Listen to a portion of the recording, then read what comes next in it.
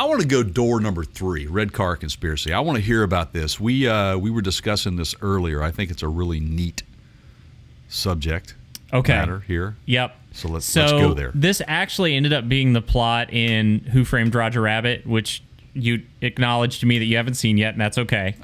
Because I never did. This conspiracy has been around way longer than that movie. So in Los Angeles, the story goes that back in the day, there was more rail.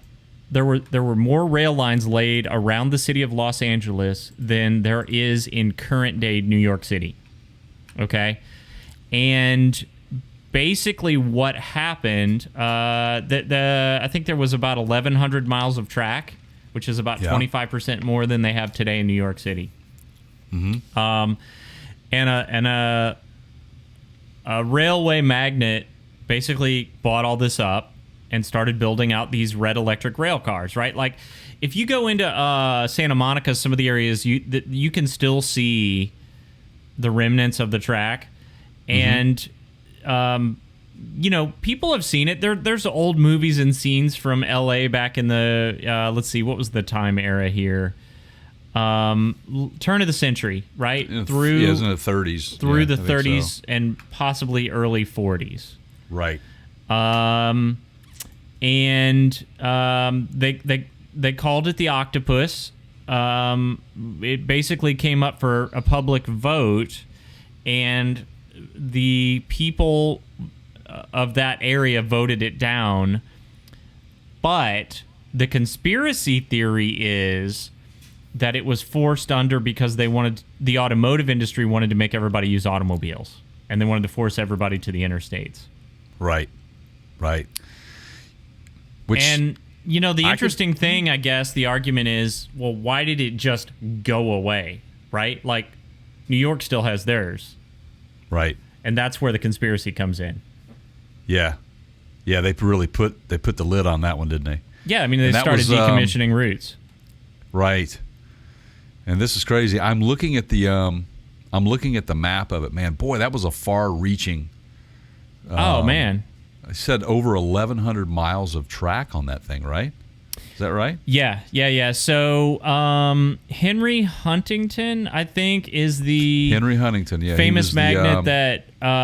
He was the nephew of the magnate Collins or Collis Huntington, right? Which is Huntington Beach, Huntington Park, all that. That's named after that family.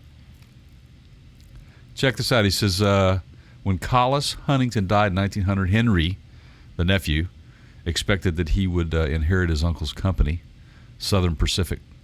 But Railroad. Southern Pacific's but Southern Pacific's board didn't want another Huntington in charge.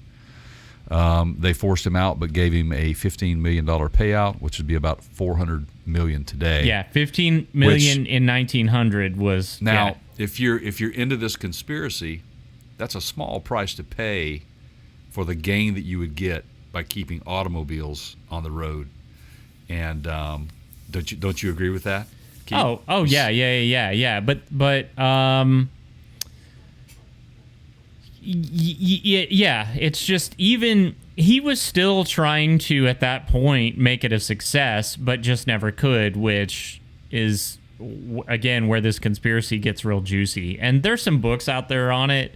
I mean, it's a big deal, and it's a big story. It is. Let's see.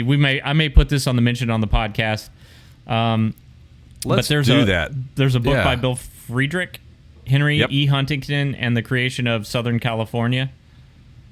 Yeah, it looks like you can read it for free, so we'll link to it. We'll just put a link up there on it. I'm going to read it, and I'll report back to you on that. Fascinating stuff, man. It is. I'm just like, wow. You brought that up because I when we were discussing earlier this morning on some of these stories, that you asked me if I'd ever heard of it, and I hadn't. And then of course you bring the Who Framed Roger Rabbit reference. Right. Now I remember the movie. I do remember the movie. I just never did. I don't know, man. Wasn't like Phil Collins in that movie? It was. I guess they would call it live action. So it had a cartoon character, and then it had animation. Right. And they were kind of pushing the envelope at the time with that. It was. But it was not a wasn't the kids actors- movie. It was. Wasn't the actor Phil Collins? I don't think so. Let me see if the I bald can guy. IMDb it. Who was that actor, man? Let's just see here. Who do we know? Who framed Mr. Roger Rabbit? All right, here's the cast. Phil Collins. Really? No way. Oh. Oh man. Bob Haskins. Yeah, that's Christopher him. Lloyd. Bob Yeah. Hoskins. Chris Lloyd. Oh, Yeah. Hoskins. Yeah, sorry. And Hoskins is the one I'm referring to as Phil Collins. So.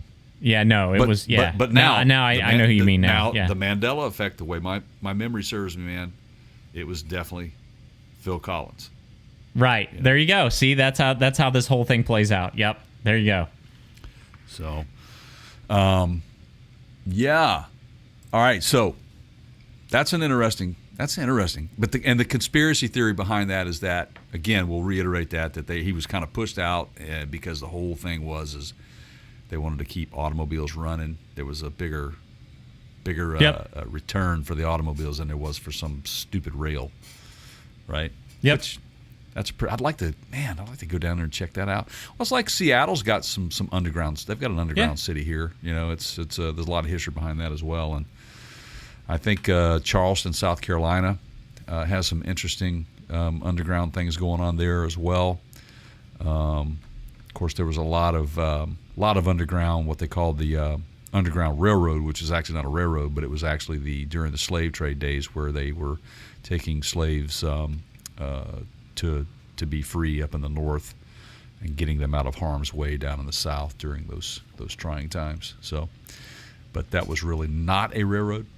That was it's what